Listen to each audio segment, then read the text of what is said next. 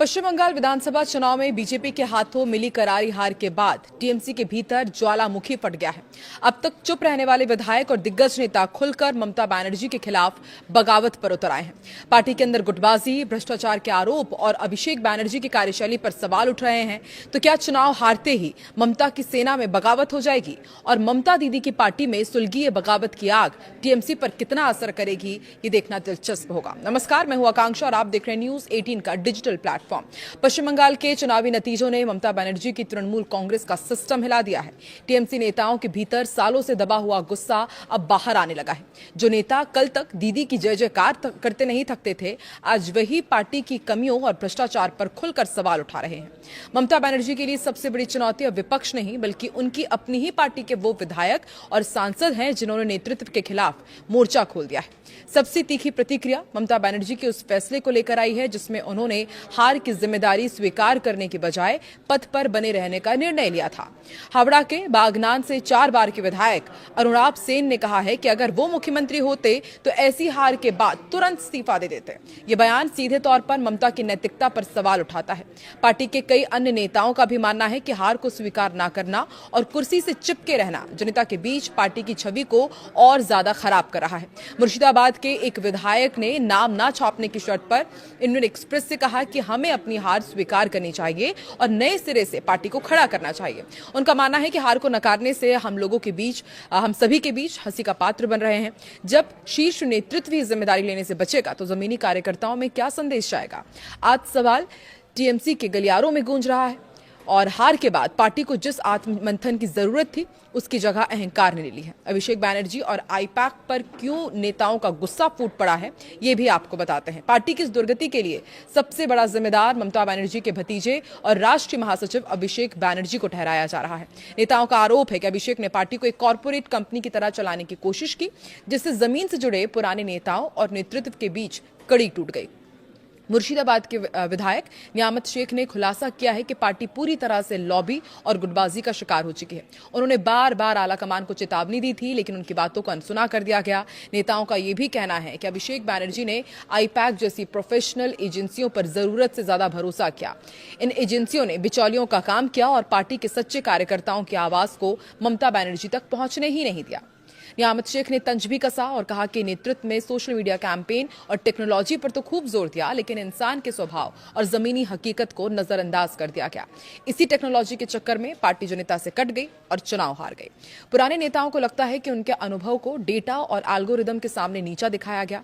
और एक बड़ा सवाल जो इस बीच उठ खड़ा हुआ है वो ये भी है कि क्या मुस्लिम वोट बैंक में सेंधमारी ही हार की बड़ी वजह है? टीएमसी को सबसे बड़ा झटका उन इलाकों में लगा है जिन्हें वो अपना सबसे मजबूत किला मानती थी। मुर्शिदाबाद और मालदा जैसे अल्पसंख्यक बाहुल्य जिलों में मुस्लिम वोटों का बंटवारा पार्टी की हार का मुख्य कारण बनकर उभरा है। विधायक हुमायूं कबीर को चुनाव से ठीक पहले सस्पेंड करना पार्टी को भारी पड़ा। कबीर ने अपनी नई पार्टी बनाई, टीएमसी के वोट बैंक में बड़ी सेंध लगा दी। रघुनाथगंज के विधायक अखुंजमान ने स्वीकार किया है कि इस बार मुसलमानों ने टीएमसी और बीजेपी को छोड़कर अन्य विकल्पों को चुना। मुस्लिम वोट बैंक में आई इस दरार और दूसरी तरफ हिंदू वोटों के बीजेपी के पक्ष में ध्रुवीकरण ने टीएमसी को सत्ता से दूर कर दिया। कोलकाता के डिप्टी मेयर अतीन घोष ने भी माना कि धार्मिक ध्रुवीकरण और सत्ता विरोधी लहर ने पार्टी का खेल खराब कर दिया। ये पहली बार है जब टीएमसी का कोर वोट बैंक इस तरह से बिखर गया।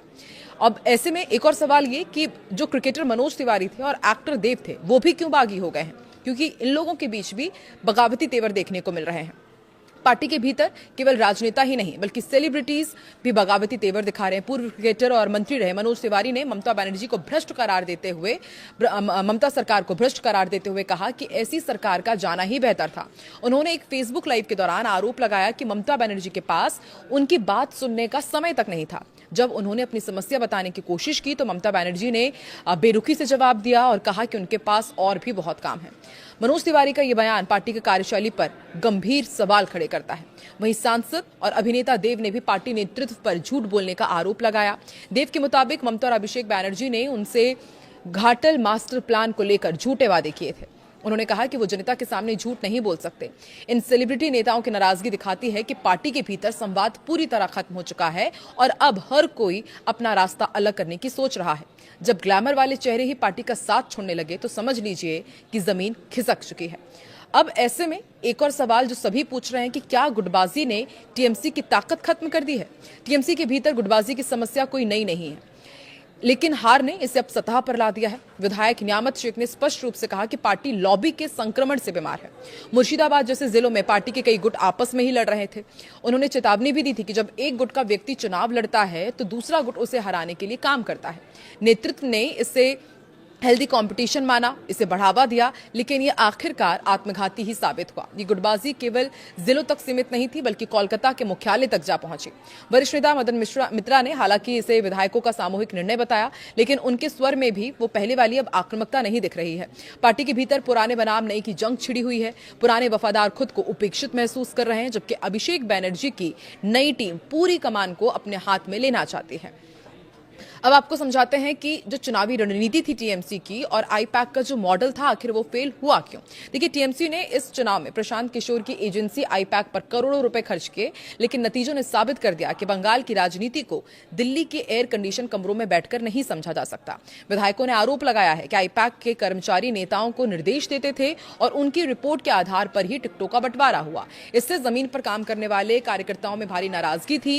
नेताओं का कहना है कि राजनीति भावनाओं और रिश्तों से चलती है, ना कि केवल सर्वे रिपोर्ट से। आईपैक ने जिस तरह से पार्टी का इंफ्रास्ट्रक्चर बदला, उसने ममता बनर्जी को एक रहस्यमयी नेता बना दिया, जिनसे मिलना अब उनके अपने ही विधायकों के लिए मुमकिन नहीं था। कोहिनूर मजूमदार जैसे प्रवक्ताओं ने खुलकर कहा कि अभिषेक बैनर्जी से मिलने के लिए उन्हें घंटों इंतजार करना पड़ता था। ये दूरी ही हार की सबसे बड़ी वजह बनी। तो क्या करप्शन के आरोपों ने टीएमसी से जनता को दूर कर दिया? हार के बाद जो सबसे गंभीर आरोप लग रहे हैं वो करप्शन से जुड़े हुए हैं। मनोज तिवारी जैसे नेताओं ने इसे एक्सेप्ट भी किया कि सरकार भ्रष्टाचार में डूबी हुई थी और जनता इससे तंग आ चुकी थी। भर्ती घोटाले से लेकर राशन घोटाले तक टीएमसी की छवि एक ऐसी पार्टी की बन गई थी जो केवल अपने फायदे के लिए काम कर रही थी। चुनाव के दौरान बीजेपी ने इन तमाम मुद्दों को जोर जोर से उठाया, जिसका असर वोटिंग पर साफ दिखा। नेताओं को अब डर है कि अगर भ्रष्टाचार पर लगाम नहीं लगाई गई तो आने वाले समय में पार्टी का अस्तित्व ही खतरे में पड़ जाएगा।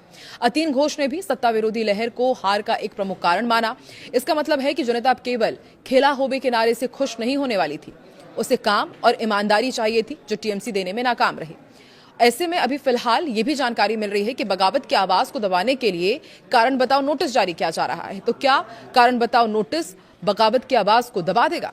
देखिए, पार्टी ने बगावत को दबाने के लिए 5 प्रवक्ताओं को कारण बताओ नोटिस जारी किया है। रिजू दत्ता, कृष्णेंदु चौधरी और कोहिनूर मजूमदार जैसे नेताओं पर अनुशासनहीनता के आरोप लगे हैं। लेकिन क्या केवल नोटिस जारी करने से यह आग बुझेगी?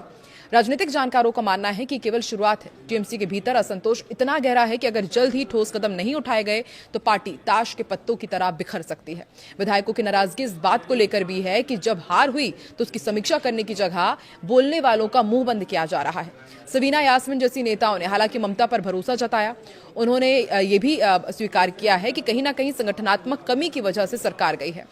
ये स्वीकारोक्ति अपने आप में बेहद बड़ी है। अगर पार्टी ने अपनी कमियों को नहीं सुधारा तो बीजेपी के लिए रास्ता और भी आसान हो जाएगा और आने वाले कुछ महीने में पश्चिम बंगाल और ममता बनर्जी के राजनीतिक भविष्य के लिए बहुत महत्वपूर्ण होने वाले हैं। जनता अब ये देख रही है कि जिस पार्टी ने मां माटी मानुष का नारा दिया था, अब केवल सत्ता और परिवार की लड़ाई में उलझकर रह गई है। अब ऐसे में सवाल यही है कि क्या अपनों के सवालों के जवाब दे पाएंगे ममता बनर्जी? क्या ममता बनर्जी झुकेंगी या फिर टीएमसी के भीतर ये चाकूबाजी पार्टी को 2 हिस्सों में बांट देगी? आपको क्या लगता है? कमेंट सेक्शन में जरूर बताएं।